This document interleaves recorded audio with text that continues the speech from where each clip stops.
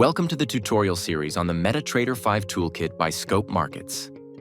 In this tutorial, the focus will be on the Navigator window. The Navigator is one of the most useful panels in MT5 5.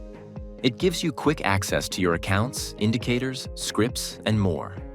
To open the Navigator, click on View in the menu bar and select Navigator. You can also use the shortcut Ctrl+N. The Navigator is organized in a tree-style menu, making it easy to expand or collapse sections as needed. You will find four main categories: accounts, indicators, expert advisors, and scripts. In the account section, you can see all the trading accounts you have logged into, whether demo or live. To switch between them, simply double-click on the account you want to use. The indicators section contains all technical indicators available for your charts, including both built-in and custom indicators you have installed. The Expert Advisors section lists automated trading systems. To activate one, drag and drop it onto a chart.